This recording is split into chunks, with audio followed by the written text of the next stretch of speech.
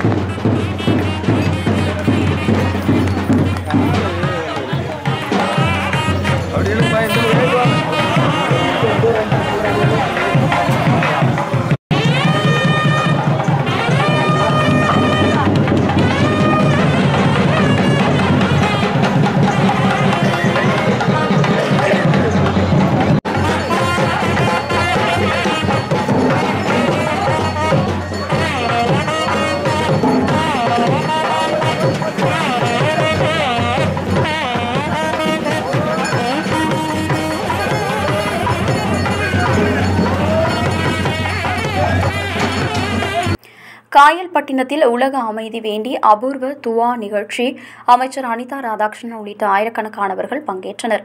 தூத்துக்குடி மாவட்டம் காயல்பட்டினத்தில் அமைந்துள்ள மஜ்லிஸில் புகாரிஷ் ஷரீப் சார்பில் 97ஆம் ஆண்டு அபூர்வ துவா நிகழ்ச்சி நடைபெற்றது.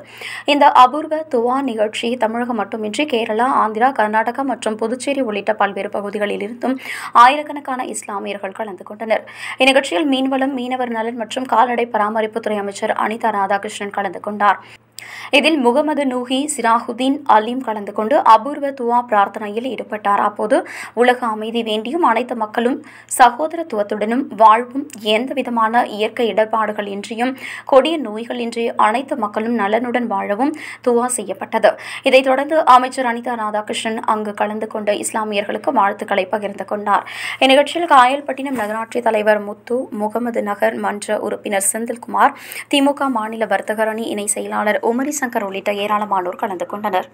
குலசேகரன்பட்டினம் சிதம்பரேஸ்வரர் கோவிலில் 70 ஆண்டுகளுக்கு பிறகு கும்பாபிஷேக திருப்பணிகளுக்கான பாலாலயம் நடைபெற்றது. தூத்துக்குடி மாவட்டம் திருச்செந்தூர் அருகே உள்ள தசரா திருவிழா புகழ்பெற்ற குலசேகரப்பட்டினம் முத்தாரம்மன் திருக்கோவிலில் உபய கோவிலான அருள்மிகு சிதம்பரேஸ்வரர் திருக்கோவிலில் 70 ஆண்டுகளாக குடமுழுக்கு நடைபெறாமல் இருந்தது.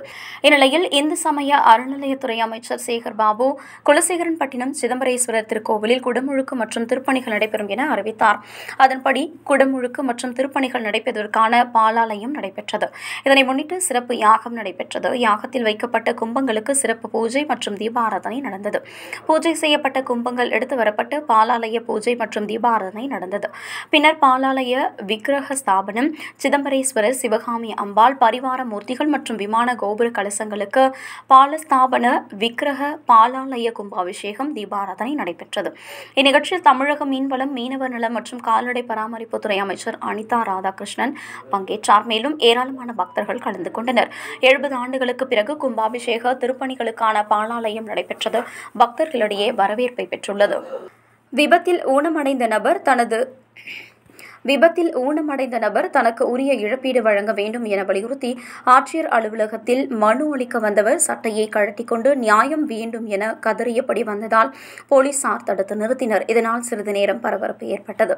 தூத்துக்குடி மாவட்டம் ஏரல் கச்சனாவிளை துரைசாமி நகர் தெற்கு தெருவை சேர்ந்த பெருமாள் மகன் ஆத்திமுத்து. இவர் மேல் சட்டை அணியாமல் நியாயம் வேண்டும் என அழுது கதறியபடி ஆட்சியர் அலுவலகத்திற்கு மனு அளிக்க வந்தார்.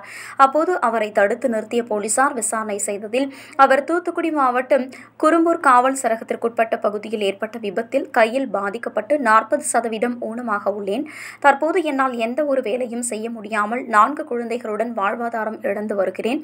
விபத்து ஏற்படுத்திய நபரிடம் கையூட்டு பெற்று எந்தவித விசாரணையும் செய்யாமல் FIR பதிவு செய்யாத குரும்பூர் காவல் நிலைய ஆய்வாளர் மீது நடவடிக்கை எடுக்க வேண்டும். தனக்கு உரிய இழப்பீட்டு காப்பீட்டு தொகை வழங்க வேண்டும். இது தொடர்பாக மனு அளிக்க வந்தேன் என்று அவர் கூறியதை தொடர்ந்து மனு அளிக்க போலீசார் அனுப்பி வைத்தனர். மாவட்ட ஆட்சியர் அலுவலகத்தில் திடீரென சட்டையை கழற்றிக் கொண்டு நியாயம் வேண்டும் என்று அழுதபடி வந்த நபரால் சிறிது நேரம் பரபரப்பு ஏற்பட்டது. நான் 2021 பஸ் ஏறினேன். யாரல் பஸ் ஸ்டாண்ட்ல ஏறி நான் கச்சனாவிலைக்கு டிக்கெட் எடுத்திருந்தேன்.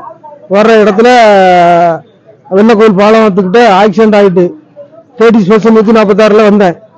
7:30 வந்தது. கடைசியில் எனக்கு என்ன ஆகி போச்சுன்னா ஆக்சிடென்ட் கையே இல்லைன்னுட்டாங்க. போலீஸ் ஸ்டேஷனில் வந்து போட்டு உடனே காப்பாற்றுங்க போலீஸ் அப்படின்னு சொல்லி அனுப்பி அதே பேருந்து அதே அரசு பேருந்துல GHல வந்து விட்டாங்க. யாரும் இல்லை. அங்கே எலும்பு டாக்டர் இல்லாத காரணத்தினால தூத்துக்குடி 108 ஃபோன் பண்ணி அவங்க வந்து திருப்பி இங்கே வந்து எனக்கு ஆப்ரேஷன் 3:30 மணிக்கு விடிய காலம் பண்ணாங்க. ஐயா பண்ணி எனக்கு எந்த இழப்பீடும் இல்லை, FIR காப்பி இல்லைங்க. அங்கே ஸ்டேஷனில் குரும்பூர் ஸ்டேஷனில் கடும் பாடுபடுறேன். 3 வருஷ காலமா நானும் 4 பிள்ளை வச்சுட்டு கடாத பாடுபடுறேன். ரேஷன் வங்கி கூட வழி இல்லாம இருக்கேன். நீங்க தான் பார்த்து செய்யணும் ஐயா. கலெக்டர் ஐயா உங்க தயவுல வந்து கலெக்டர்கிட்ட ஐயா கிட்ட வந்திருக்கேன். ஐயா தயவுல கலெக்டர் ஐயா தயவு எனக்கு வேணும். அதனால நான் அங்க வந்து கேட்கேன்.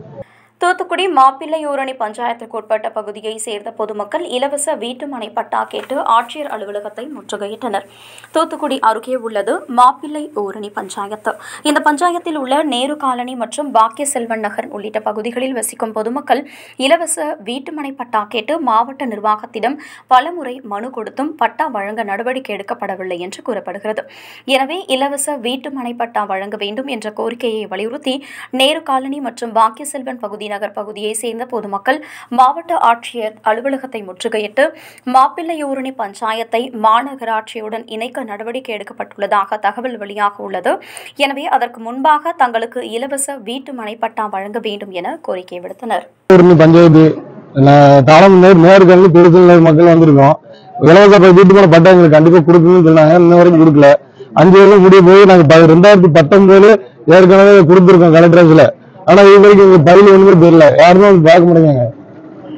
இப்ப மாநகராட்சி வேற ஆகும் சொல்றாங்க. அதனால எல்லாருமே நாங்க பயத்து தான் இருக்கோம். இவங்க பட்டா எல்லாமே கொடுத்துட்டு பட்டாலும் அடங்கல் ஏதாவது கூட நீங்க என்ன ஆயிக்கோங்க. அது வரைக்கும் எங்களுக்கு பஞ்சாயத்து நல்லதா இருக்குங்க. நாங்க வந்து மாப்பிள்ளையூரணி பஞ்சாயத்து பெரிய சிலர் நேர்காலியிலிருந்து வந்திருக்கோம். நாங்க வந்து 2013 இருந்தே பட்டாக்காக பல தடவை அப்ளை பண்ணிட்டு இருக்கோம். 2019 2 வட்டம் முகாம் போட்டாங்க. நடக்கிற எல்லா முகாலையும் போய் இலவச பட்டாவுக்காக நாங்க அப்ளை பண்ணிட்டே இருக்கோம். ஆனா எங்களுக்கு இது வரைக்கும் எந்த ஆக்ஷனுமே எடுக்கல. நாங்க அதுக்கான ப்ரூஃப் எல்லாமே வச்சிருக்கோம். இந்த வட்டம் அதான் கலெக்டரை பார்த்து நேரடியா நாங்க கொடுக்கறதுக்கு வந்திருக்கோம். இது மூலமாவது எங்களுக்கு பட்டா கொடுக்கணும் பஞ்சாயத்துல இருந்து. ஏன்னா மாநகராட்சி ஆக்கப்படும் சொல்லிட்டு இருக்காங்க. அதனால எங்களுக்கு பட்டா இருந்தாலும் எங்களுக்கு அது இன்னும் எங்க மக்களுக்கு இதா இருக்கு. ஏன்னா எல்லாருமே ஒவ்வொரு வாட்டையும் ஒரு பயத்தோடவே இருக்கிறோம், ஏதாவது பாதிப்பு வந்துருமோ அப்படின்னு சொல்லிட்டு. தூத்துக்குடியில் NTPL அனல் மின் நிலைய ஒப்பந்த தொழிலாளர்கள் கோரிக்கைகளை நிறைவேற்ற வலியுறுத்தி நிலைய நுழைவு வாயில் முன்பு கண்டன ஆர்ப்பாட்டத்தில் ஈடுபட்டனர். NTPL அனல் மின் நிலைய தொழிலாளர்களுக்கு உயர் நீதிமன்ற தீர்ப்பின்படி இடைக்கால நிவாரணம் வழங்க வேண்டும், துணை தலைமை தொழிலாளர் ஆணையர் முன்பு ஏற்பட்ட முத்தரப்பு ஒப்பந்தத்தின் அடிப்படையில் அனைத்து கோரிக்கைகளை நிறைவேற்றி தர வேண்டும் உள்ளிட்ட கோரிக்கைகளை வலியுறுத்தி தூத்துக்குடி NTPL அனல் நிலையம் முன்பு தமிழ்நாடு மின் ஊழியர் மத்திய அமைப்பு NTPL அணுமின் நிலைய கிளை சார்பில் தலைவர் அப்பாதுரை தலைமையில் கண்டன ஆர்ப்பாட்டம் நடைபெற்றது. ஆர்ப்பாட்டத்தில் ஏராளமான ஊழியர்கள் கலந்து கொண்டு தங்களது கோரிக்கைகளை நிறைவேற்றி தர கோரி கோஷங்களை எழுப்பினர்.